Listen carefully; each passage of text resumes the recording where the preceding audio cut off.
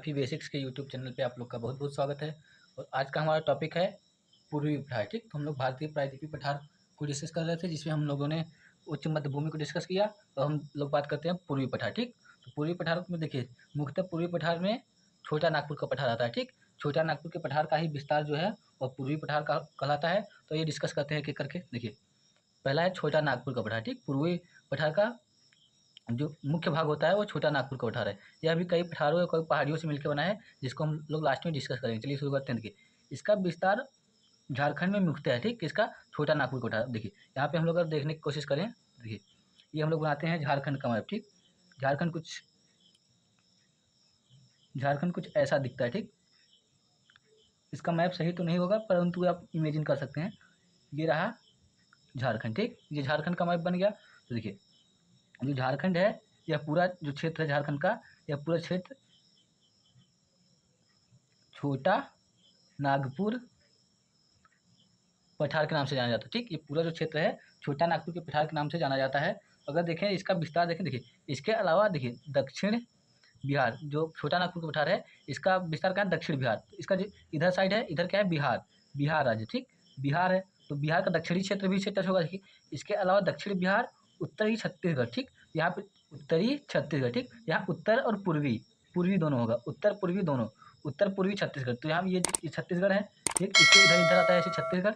तो उत्तर पूर्वी छत्तीसगढ़, पश्चिम बंगाल का पश्चिमी भाग, इधर साइड पश्चिम बंगाल है इसके इधर पश्चिम बंगाल है। तो पश्चिम बंगाल का जो ये है यहाँ पे आएगा पश्चिमी भाग। ठीक, पश्चिमी भाग और उड़ीसा का उत्तरी भाग, और नीचे यहाँ पे क्या है? उड़ीसा का भाग यहाँ पे नीचे है।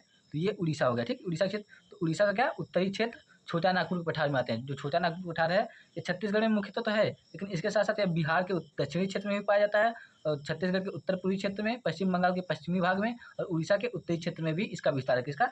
छोटा नागपुर के पठार है। ठीक, अब हम जो छोटा नागपुर पठार है इसको देखें तो ये कई पर्वत श्रृंखलाओं, कई पहाड़ियों से मिलकर बना है। इसमें कई पठार हैं। ठीक, तो अब आइए उनको देखते हैं। अब हम बात करें, देखिए उत्तर पूर्वी में राजमहल की पहाड़ियाँ। तो ये छोटा नागपुर पठार हमने पूरा देख लिया। ये छोटा नागपुर पठार है, ये झारखंड का मैप है। झारखंड में पूरा छोटा नागपुर का पठार। ठीक, तो इसका देखिए उत्तर पूर्व भाग में राजमहल की पहाड़ियाँ। तो ये अगर देखेंगे छत्तीसगढ़ का जो उत्तर पूर्व क्षेत्र कहीं यहाँ पे है। ठीक, तो यहाँ पे क्या है? राजमहल की पहाड़ियाँ, राजमहल पहाड़ियाँ। ठीक, यहाँ पे राजमहल की पहाड़ियाँ हैं। और देखिए दक्षिण में रांची का पठार। तो ये जो छोटा नागपुर, ये पूरा हम लोग जानते हैं छोटा नागपुर पठार है। इसका जो दक्षिण में है यहाँ पे रांची का पठार। ठीक, दक्षिणी भाग में। अगर उत्तरी भाग की बात करें तो उत्तर में क्या है? हजारीबाग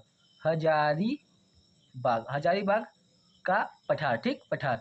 अब देखिए हजारीबाग का पठार, रांची का पठार जो है इसको कौन अलग करता है? तो इधर देखिए यहाँ से दामोदर नदी आती है। ठीक, ये दामोदर नदी आती है और ये इसको बीच से काटती है।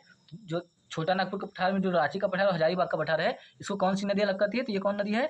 ये दामोदर नदी। ठीक, दामोदर नदी छोटा नागपुर के पठार में जो हजारीबाग का पठार है और रांची का पठार, इन दोनों को अलग करता है। ठीक, देखिए इन तीनों के संयुक्त क्षेत्र को मतलब देखिए ये राजमहल की पहाड़ियाँ, हजारीबाग का पठार और रांची का पठार। अब इन तीनों को अगर संयुक्त रूप से देखेंगे तो इन तीनों के संयुक्त भाग को ही क्या बोला जाता है? छोटा नागपुर पठार। मतलब छोटा नागपुर का पठार इन तीनों से मिलकर बना हुआ है। ठीक, अब देखते हैं आगे। यहाँ आर्कियन युग की ग्रेनाइट व नीस। देखिए जो यहाँ मतलब छोटा नागपुर पठार। ठीक, छोटा नागपुर के पठार में आर्कियन युग की ग्रेनाइट तथा नीस चट्टानें पाई जाती हैं। देखिए ये जो ग्रेनाइट नीस चट्टानें होती हैं ये आर्कियन युग में बनी रहती हैं, जिस कारण इनमें जो है जीवों के मतलब पौधों के अवशेष नहीं पाए जाते। ठीक, इसमें जीवाश्म की मात्रा नहीं पाई जाती। और तथा धारवाड़, ये धारवाड़ क्रम की जो चट्टानें हैं ये भारत में खनिज संसाधनों के लिए, अनेक प्रकार खनिज संसाधनों के लिए बहुत महत्वपूर्ण होती हैं। देखिए तो धारवाड़ में खनिज पाए जाते हैं। और गोंडवाना युग की, गोंडवाना क्रम की भी चट्टानें भी पाई जाती हैं। मतलब गोंडवाना क्रम की चट्टानों के द्वारा यहाँ पे क्या होता है? कोयला भी पाया जाता है। देखिए ग्रेनाइट और नीस के कारण जो पाए जाते हैं यह कठोर चट्टान होते हैं। ठीक, ये कठोर चट्टान होते हैं पाए जाते हैं। और देखिए फिर धारवाड़ क्रम की चट्टानें पाई जाती हैं। ये जो धारवाड़ क्रम की चट्टानें बनती कैसे हैं? यही जो आर्कियन युग की चट्टानें हैं, इनका जब निक्षेपण होता है, निक्षेपण प्रक्रिया होता है अपरदन और वगैरह से, तब फिर धारवाड़ क्रम की चट्टानों का निर्माण होता है। जो धारवाड़ क्रम की चट्टानें होती हैं इसमें भी जीवाश्म की मात्रा नहीं पाई जाती और इसमें लौह अयस्कों की मात्रा अधिक होती है। जैसे उसमें लोहा हो गया, मैग्नीशियम हो गया, ये सब तांबा वगैरह हो गया, ये सब अधिक मात्रा में पाए जाते हैं। जो गोंडवाना क्रम की चट्टानें होती हैं, गोंडवाना क्रम की चट्टानें मुख्यतः कोयला के लिए पाई जाती हैं। ठीक, जो यहाँ पे जो ये है क्या नाम है आपका दामोदर नदी घाटी पर, दामोदर जो नदी घाटी है यहाँ पे गोंडवाना क्रम की चट्टानों के कारण ही कोयला पाया जाता है, ठीक, कोयला पाया जाता है। अब देखिए, अब आगे देखते हैं, यही कारण है कि यहाँ अनेक प्रकार के खनिज संसाधन, खनिज संपदा या संसाधन पाए जाते हैं, ठीक। जैसे देखिए, कोयला हो गया, लोहा, मैग्नीशियम, तांबा, अभ्रक इत्यादि खनिज संसाधन पाए जाते हैं, ठीक। बॉक्साइट वगैरह सब यहीं पाए जाते हैं। अब देखिए, क्यों पाए जाते हैं? क्योंकि हम ग्रेनाइट, नीस, धारवाड़ और गोंडवाना क्रम की, मतलब सभी क्रम की भारत में पाई जाने सभी क्रम की चट्टानों का लगभग जो पूरा मिश्रण है या छोटा नागपुर के पठार में पाया जाता है। यही कारण है यहाँ पे लोहा, तांबा, मैग्नीशियम, कोयला, अभ्रक आदि जो प्रमुख खनिज संसाधन हैं यह पाए जाते हैं। मतलब यह जो क्षेत्र था छोटा नागपुर पठार जो यह है, यह भारत का खनिज क्षेत्र कहा जाता है, ठीक। यह भारत का हृदय कहा जाता है एक तरफ से खनिज संसाधन के उत्पादन के क्षेत्र में। और अगर आगे हम देखें, देखिए दामोदर नदी, जो दामोदर नदी है, यह रांची के पठार को हजारीबाग के पठार से अलग करती है। हमने यहाँ पे देखा, ये देखिए ऊपर क्या है, ऊपर हजारीबाग का पठार है, हजारीबाग का पठार, और नीचे क्या है, नीचे रांची का पठार, ठीक। रांची का पठार है और इसको अलग कौन करता है? इसको अलग करती है दामोदर नदी। ये जो दामोदर नदी है ये अलग करती है हजारीबाग के पठार को रांची के पठार, ठीक। यहाँ हमने ये देख लिया है, ये दामोदर नदी है। अब देखिए, ये जो दामोदर नदी है, दामोदर नदी घाटी भारत में कोयला उत्पादन के लिए प्रसिद्ध है। देखिए, ये जो दामोदर नदी घाटी है, भारत का लगभग 70 से 75% जो कोयला है यह इसी क्षेत्र से, दामोदर नदी घाटी क्षेत्र से ही पाया जाता है। यह कोयला उत्पादन के लिए भारत में महत्वपूर्ण है, ठीक। इसलिए इसको भारत का राइन प्रदेश कहा जाता है, ठीक। भारत का राइन प्रदेश कहा जाता है। अब राइन प्रदेश क्या है कि जो भारत का राइन प्रदेश कहा जाता है? देखिए, राइन प्रदेश जो है यह जर्मनी का एक प्रदेश है जहाँ पे विश्व में सर्वाधिक कोयला का उत्पादन होता है, ठीक। होता था, फिलहाल अभी तो वहाँ पे द्वितीय विश्व युद्ध के बाद जो है, जब जर्मनी का पूरा विखंडन हुआ, इससे भी इस क्षेत्र में कुछ हद तक जर्मनी का कंट्रोल है, कुछ हद तक फ्रांस का कंट्रोल, ठीक। तो अब यह यहाँ से ज़्यादा उत्पादन नहीं होता, परंतु एक समय था कि यह क्षेत्र कोयला उत्पादन के लिए बहुत ही महत्वपूर्ण कहा जाता था, इसलिए विश्व का यह कोयला प्रदेश कहा जाता है, ठीक। राइन को विश्व का कोयला प्रदेश के नाम से जाना जाता था। इसलिए जो भारत है, तो भारत का ये दामोदर नदी घाटी है, इसको भारत का राइन प्रदेश कहा जाने लगा, ठीक। यह भारत का राइन प्रदेश, मतलब यह भारत में यहाँ पे सर्वाधिक कोयला उत्पादन होता है, इसलिए इसको भारत का राइन प्रदेश कहा जाता है, ठीक। अब आगे देखते हैं, ये जो छोटा नागपुर का पठार है, छोटा नागपुर के पठार की सबसे ऊंची चोटी की बात करें, देखिए जो छोटा नागपुर पठार है इसके अंदर सबसे ऊंची चोटी की बात करें, ये पारसनाथ हिल छोटा नागपुर के पठार की सबसे ऊंची चोटी है। और यह है कहाँ पे? यह कहाँ है? यह हजारीबाग के पठार में स्थित है, ठीक। कौन? ये जो पारसनाथ हिल है ये कहाँ है? देखिए हजारीबाग के पठार में स्थित है। कौन? पारसनाथ हिल, जो कि छोटा नागपुर के पठार की सबसे ऊंची चोटी है। अब आगे देखिए, स्वर्ण रेखा नदी, ठीक। स्वर्ण रेखा नदी क्या है? स्वर्ण रेखा नदी छोटा नागपुर के पठार की दूसरी सबसे बड़ी नदी है। और पहली सबसे बड़ी नदी कौन है? पहली है दामोदर नदी पहली सबसे बड़ी नदी है। और दूसरी सबसे बड़ी नदी कौन है? स्वर्ण रेखा नदी, जो रांची के पठार से निकलती है। कहाँ? रांची का पठार। हम लोग देखें, ये रांची का पठार है और यहीं से स्वर्ण रेखा नदी निकलती है। अब हम अगर आगे देखें, देखिए ढूंढुरू। अब जो ये स्वर्ण रेखा नदी है, स्वर्ण रेखा नदी पे ही क्या है? ढूंढुरू जलप्रपात कहाँ पे? स्वर्ण रेखा नदी पे ही स्थित है। तो हमने यहाँ पे छोटा नागपुर के पठार को अच्छे से देख लिया है। अब आइए एक एक करके एक बार हम मैप में भी समझने की कोशिश करते हैं, फिर हम लोग दूसरा टॉपिक पढ़ेंगे जो कि है महानदी बेसिन, ठीक। तो आइए देखते हैं एक बार इसको हम मानचित्र में देखने की कोशिश करते हैं। तो देखिए, ये रहा झारखंड का मैप, ठीक। झारखंड का मैप है। और हमने इसको देखा क्या? छोटा नागपुर पठार। ये जो पूरा क्षेत्र है, ये यहाँ से लेकर ये पूरा क्षेत्र किस में आता है? ये छोटा नागपुर के पठार में आता है, ठीक। छोटा नागपुर पठार देखिए कहाँ? झारखंड में तो स्थित है। और हमने देखा ये बिहार का मैप आप देख रहे हैं। बिहार का ये जो है क्या है? ये दक्षिणी भाग, ठीक, दक्षिणी भाग। और अगर हम लोग देखें तो ये क्या है? छत्तीसगढ़ का उत्तर पूर्वी भाग, ये क्या है? उत्तर पूर्वी भाग। और अगर देखें तो ये उड़ीसा, ये हमको उड़ीसा दिख रहा है। उड़ीसा का उत्तरी भाग क्या है? ये उत्तरी भाग। और पश्चिम बंगाल देखें तो ये पश्चिम बंगाल का मैप, वेस्ट बंगाल, इसका ये पश्चिमी भाग, इसका थोड़ा सा पश्चिमी भाग लेकर पूरा छोटा नागपुर के पठार में आता है। और छोटा नागपुर पठार को अगर हम फिर विखंडित करें तो देखिए, इसमें छोटा नागपुर पठार जो उत्तरी भाग है इसको हजारीबाग का पठार कहते हैं, ठीक। इसको हजारीबाग का पठार कहते हैं, जो कि दामोदर नदी, तो देखिए दामोदर नदी कहाँ है? ये है दामोदर नदी, ठीक। ये दामोदर नदी है। दामोदर नदी से अलग होता है क्या? रांची का पठार।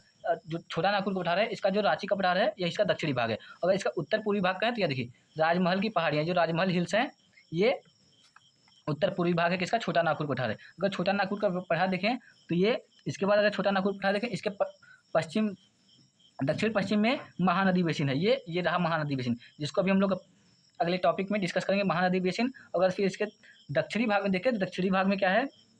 राजघाट हिल्स, क्या जो राजघाट हिल हैं, राजघाट हिल्स हैं। अगर इसका पश्चिमी भाग में देखें, देखिए मैलान हिल्स, मैलान हिल्स कहाँ है, मैलान हिल्स का या फिर बुंदेलखंड का पठार, बुंदेलखंड का पठार जो है ये छोटा नागपुर पठार के पश्चिम में स्थित है। ठीक, तो अगर हम पूर्व की बात करें तो पूर्व में जैसे हम लोग आगे बढ़ेंगे तो इधर आ जाएगा क्या, प्लेन आ जाएगा किसका, पश्चिम बंगाल का प्लेन क्षेत्र आ जाता है। तो ये पूरा हम लोग ने देखा, ये क्या है, ये पूरा छोटा नागपुर पठार है जो कि मुख्यतः झारखंड में स्थित है, और उसके बाद ये बिहार, पश्चिम बंगाल, उड़ीसा, छत्तीसगढ़ में भी इसके कुछ भाग स्थित हैं। तो ये रहा आज का टॉपिक, छोटा नागपुर पठार। अब देखते हैं हम लोग अपना नेक्स्ट टॉपिक। अब हम लोग का जो है अगला टॉपिक क्या है, अगला टॉपिक है छत्तीसगढ़ बेसिन, या इसको महानदी बेसिन भी कहा जाता है। ठीक, जो छत्तीसगढ़ है, छत्तीसगढ़ का अगर हम लोग मानचित्र देखें तो ऐसे लंबा का छत्तीसगढ़ है, ये ऐसे लंबा का छत्तीसगढ़ है, और यहाँ पे मैकाल रेंज है। ठीक, छत्तीसगढ़ है, छत्तीसगढ़ के पश्चिमोत्तर, ठीक, ये पश्चिमोत्तर क्षेत्र है। पश्चिमोत्तर क्षेत्र में क्या है, अमरकंटक की पहाड़ी, मैकाल रेंज है, मैकाल रेंज की सबसे ऊंची चोटी है अमरकंटक। यहाँ से निकलती है महानदी, और महानदी ऐसे छत्तीसगढ़ से बहते हुए निकल जाती है।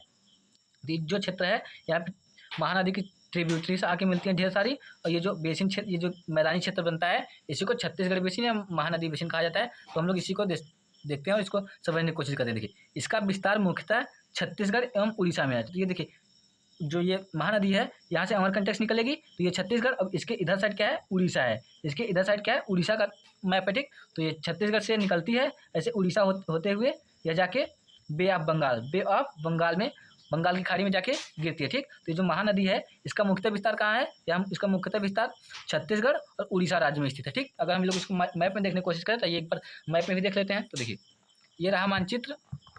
ठीक, ये पूरा छत्तीसगढ़ का मैप है, छत्तीसगढ़ का, और यहाँ पे देखिए ये मैकाल रेंज, ये क्या है, मैकाल रेंज है, और इसी की अमरकंटक चोटी, ये देखिए ये अमरकंटक चोटी आप लोग को दिख रही होगी, यहीं से निकलती है महानदी, और महानदी ऐसे बहते हुए, देखिए ये बहते हुए छत्तीसगढ़ में, फिर उसके बाद उड़ीसा में निकलती है, उड़ीसा में इसी पे स्थित है क्या, हीराकुंड बांध इसी में स्थित है, और उसके बाद ये देखिए बहते हुए जाती है, और ये बंगाल खाड़ी में जाके डेल्टा बनाते हुए गिर जाती है। ठीक, तो इसका जो मुख्यतः विस्तार कहाँ है, छत्तीसगढ़ और उड़ीसा में इसका मुख्यतः विस्तार है। अब आगे देखने की कोशिश करते हैं। देखिए, इसका निर्माण, जो छत्तीसगढ़ बेसिन है, इसका निर्माण देखिए अवतलन की क्रिया के कारण हो जाता है। अब देखिए हम बताते हैं, जो छत्तीसगढ़ का बेसिन है, छत्तीसगढ़ बेसिन, यह एक क्या है, ढाल, मतलब कि है एक गहरा क्षेत्र टाइप का है। इसके जो अगल बगल के क्षेत्र हैं ये ऊंचे हैं, इस कारण यह गहरा प्रतीत होता है। क्यों, देखिए इसके उत्तर पश्चिम क्षेत्र में देखें तो इसके उत्तर पश्चिम में क्या है, मैकाल रेंज है। अगर इसके दक्षिण में देखें तो दक्षिण में क्या है, दंडकारण्य का पठार। ठीक, दंडकारण्य का पठार इसके दक्षिण में है।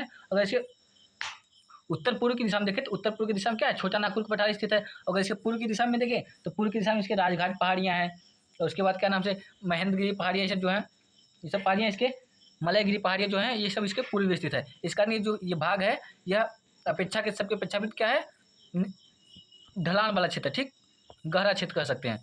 तो इसलिए इसका निर्माण क्या हो गया, अवतलन के कारण। ठीक, जो छोटा नागपुर पठार है उन सब की अपेक्षा में यह कम ऊंचा है, इसका और इसका एक कारण और है, जो महानदी है यह अपने साथ अवसाद, पर्वतों से अवसाद भाग लेकर आती है और यहाँ पे फैला देती है, और जिस कारण यहाँ पे मैदानी भाग का विकास हुआ, और मैदानी भाग आसपास के जो ऊंचे पर्वतीय भाग हैं उनसे कम ऊंचा होने के कारण यह क्या कहा जाता है, यह एक समतल मैदान बन जाता है। ठीक, अब आगे अगर देखने की कोशिश करें, यह मैदानी क्षेत्र, क्या हमने देखा ना, ये क्या है, मैदानी क्षेत्र। मैदानी क्षेत्र कैसे बना, ये महानदी तथा उसकी जो सहायक नदियाँ हैं उनके द्वारा लाए गए अवसादों के निक्षेप के द्वारा यह मैदान बना है। जो महानदी था उसकी सहायक नदियों के अपवा क्षेत्र से बना है। क्या अपवा क्षेत्र, देखिए हम लोग कहा अपवा क्षेत्र से बना हुआ है। अब अगर आगे देखें तो देखिए छत्तीसगढ़ बेसिन जो है, छत्तीसगढ़ बेसिन छोटा नागपुर के पठार को दंडकारण्य के पठार से अलग करता है। देखिए अब हम बात करते हैं, ये पूरा रहा। अब यहाँ पर हम लोग देखने की कोशिश करते हैं। देखिए ये रहा छत्तीसगढ़ बेसिन। ठीक, छत्तीसगढ़ बेसिन हो गया, क्या हो गया, यह छत्तीसगढ़ बेसिन, छत्तीसगढ़ बेसिन हो गया। इसके जो इधर देखेंगे उत्तर पूर्वी साइड, तो इधर क्या है, इधर उत्तर पूर्वी साइड क्या है, छोटा नागपुर का पठार, नागपुर का पठार। ठीक, छोटा नागपुर का पठार है। और अगर इसके दक्षिण पश्चिम, दक्षिण पूर्व में देखेंगे, इस इधर क्षेत्र या फिर दक्षिण में देखेंगे तो यहाँ क्या है, यहाँ पे दंडकारण्य, दंडकारण्य का पठार। ठीक, दंडकारण्य का पठार है, इसलिए इन दोनों के क्षेत्र में क्या, इन दोनों के बीच में क्या आ जाता है, छत्तीसगढ़ का बेसिन। छत्तीसगढ़ बेसिन या महानदी बेसिन इन दोनों को अलग करता है। किसको, छोटा नागपुर के पठार को दंडकारण्य के पठार से अलग करता है। अब अगर आगे देखें, देखिए गोंडवाना क्रम की चट्टानों के कारण यहाँ कोयला भंडार पर अधिक मात्रा में पाया जाता है। ठीक, जो छत्तीसगढ़ बेसिन है या महानदी बेसिन, यह कब बना, इसका निर्माण कब हुआ है, इसका निर्माण गोंडवाना क्रम की चट्टानों के द्वारा उस समय हुआ है, जिस कारण यहाँ पे कोयले की अधिक मात्रा पाई जाती है। ठीक, यहाँ पे अधिक कोयला पाया जाता है, कोयले के लिए छत्तीसगढ़ बेसिन या महानदी बेसिन इंपॉर्टेंट है। तो ये रहा क्या, छत्तीसगढ़ बेसिन। अब हम लोग आगे देखेंगे क्या, दंडकारण्य का पठार। ठीक, दंडकारण्य के पठार को देखने की कोशिश करते हैं। अब हम लोग अगला देखते हैं दंडकारण्य का पठार। ठीक, दंडकारण्य का पठार ये जो है देखते हैं, ये जो छत्तीसगढ़ का हम लोग मानचित्र बनाते हैं, ये मान लीजिए मोटी मोटा ये क्या है, छत्तीसगढ़। ठीक, अब छत्तीसगढ़ में ये है महानदी बेसिन, ये महानदी बेसिन है, और इसके ये दक्षिण में ये वाला क्षेत्र है जो उड़ीसा, छत्तीसगढ़ का जो दक्षिणी भाग है, यहाँ पे क्या है, यहाँ पे है दंडकारण्य का पठार। इसका दंडकारण्य का पठार कहाँ है, उड़ीसा के दक्षिणी भाग में है। अगर हम लोग देखने की कोशिश करें, देखिए सॉरी उड़ीसा नहीं, सॉरी उड़ीसा नहीं, कहाँ, यह छत्तीसगढ़ के दक्षिणी भाग में है। अगर हम लोग देखने की कोशिश करें, देखिए ये पूरा छत्तीसगढ़ का मैप हो गया, ये क्या है, ये पूरा छत्तीसगढ़। ठीक, ये पूरा छत्तीसगढ़ है, ये महानदी का क्षेत्र हो गया, और ये छोटा नागपुर का पठार हो गया। अगर देखें महानदी का जो बेसिन है, इसके अगर दक्षिण में देखें तो ये दक्षिणी भाग, ये क्या है, दंडकारण्य का पठार। इसी को बस्तर का प्लेटू, दंडकारण्य के पठार में ही बस्तर प्लेटू है। ठीक, जहाँ से भारत में एकमात्र ऐसा स्थान है जहाँ पे टीन का उत्पादन होता है। ठीक, टीन का क्या होता है, उत्पादन किया जाता है बस्तर के प्लेटू से। अब आइए देखने की कोशिश करते हैं। देखिए इसका विस्तार उड़ीसा के कोरापुट तथा कालाहांडी, उड़ीसा के कोरापुट तथा कांडाहांडी तथा छत्तीसगढ़ के बस्तर जिला तथा आंध्र प्रदेश के श्रीकाकुलम एवं विशाखापट्टनम जिला में फैला हुआ है। मतलब दंडकारण्य का जो पठार है यह मुख्यतः तो छत्तीसगढ़ में है। ठीक, लेकिन इसका विस्तार उसके साथ उड़ीसा के कोरापुट और कालाहांडी जिले में तथा जो आंध्र प्रदेश है उसके श्रीकाकुलम और विशाखापट्टनम जिले में भी इसका विस्तार थोड़ा बहुत देखा जाता है। किसका, दंडकारण्य के पठार का। अगर हम लोग देखने करें, इसका कुछ भाग तेलंगाना और महाराष्ट्र में भी स्थित है। तो ये क्या कर रहा है, यहाँ पे जो इसका कुछ क्षेत्र है वह तेलंगाना में भी, तेलंगाना पहले आंध्र प्रदेश का ही भाग था, फिर बाद में अलग हो जाता है तो अलग राज्य बन जाता है तेलंगाना 2014 में। उसका देखिए तेलंगाना में भी इसका कुछ भाग है, और उसके बाद महाराष्ट्र में भी इसका कुछ भाग, बहुत ही आंशिक रूप से तेलंगाना और महाराष्ट्र में पाया जाता है, इसलिए इसकी चर्चा अक्सर की नहीं जाती है। अगर आगे देखें, देखिए भारत के महत्वपूर्ण लौह अयस्क क्षेत्र, जो लौह अयस्क क्षेत्र हैं जो कि उड़ीसा के और छत्तीसगढ़ और आंध्र प्रदेश के हैं, जिसमें देखिए बेलाडीला और अबूझमार जो भारत के महत्वपूर्ण लौह अयस्क क्षेत्र हैं। भारत के महत्वपूर्ण लौह अयस्क क्षेत्र बेलाडीला और अबूझमार जो है यहीं पे स्थित है। ठीक, ये दोनों किस राज्य में है, अगर ये बात करें तो ये दोनों किस राज्य में है, ये दोनों उड़ीसा में। ठीक, उड़ीसा में स्थित है। और देखिए भारत, अब यहाँ क्या लिखा, देखिए भारत में तीन धातु का एकमात्र क्षेत्र बस्तर यही है। देखिए हमने बताया था ना, जो दंडकारण्य का पठार है, दंडकारण्य का पठार मान लीजिए ये है पठारी क्षेत्र, ये दंडकारण्य का पठारी क्षेत्र है, और यहीं पे क्या, बस्तर जिला है, और बस्तर जिला में ही बस्तर का पठार है। ठीक, बस्तर का क्या है, पठारी क्षेत्र जहाँ से क्या होता है, तीन धातु का उत्पादन किया जाता है। ठीक, तीन धातु का जो है खुदाई किया जाता है, और भारत में एकमात्र तीन धातु के लिए एकमात्र भारत का क्षेत्र है जो बस्तर है, ये कहाँ है, छत्तीसगढ़ में स्थित है। ठीक, इंद्रावती, देखिए इंद्रावती नदी का उद्गम भी दंडकारण्य के पठार से, दंडकारण्य के पठार से ही ये जो इंद्रावती नदी है इसका उद्गम है, और यहाँ आगे जाके किससे मिल जाती है, ये गोदावरी की सहायक नदी, गोदावरी नदी से मिल जाती है। यहाँ देखिए गोदावरी की सहायक नदी है कौन, इंद्रावती नदी। यह दंडकारण्य के पठार से, देखिए ये दंडकारण्य का पठार है, यहाँ से निकलती है ऐसे बहते हुए, और इधर से आती है गोदावरी नदी, तो उसमें मिल जाती है। ठीक, गोदावरी की सहायक नदी है क्या, इंद्रावती नदी। और अगर हम लोग दंडकारण्य के पठार को एक बार देखने की कोशिश करें, देखिए ये रहा छत्तीसगढ़ का मैप, और ये क्या है, दंडकारण्य का पठार। तो दंडकारण्य का पठार देखिए, ये छत्तीसगढ़ का क्षेत्र है, इधर उड़ीसा और उधर आंध्र प्रदेश, तथा ये क्या है, तेलंगाना, कुछ क्षेत्र तेलंगाना और कुछ क्षेत्र ये महाराष्ट्र, कुछ क्षेत्र इसका भी आ जाता है। तो ये पूरा जो है ये क्षेत्र दंडकारण्य का पठार रहा। तो ये रहा, अब देखिए दंडकारण्य का पठार और महानदी बेसिन और छोटा नागपुर पठार, इन तीनों को मिला के क्या बोला जाता है, पूर्वी पठारी क्षेत्र। ठीक, इन तीनों को मिला के बोला जाता है पूर्वी पठारी क्षेत्र, जिसको हम लोगों ने अच्छे से डिस्कस किया। अगर ये वीडियो और हमारा मेहनत अच्छा लगता है तो आप लोग इसको लाइक करिए, हमारे चैनल को सब्सक्राइब करिए, और वीडियो को अपने दोस्तों के साथ शेयर कर सकते हैं। बहुत बहुत धन्यवाद, जय हिंद।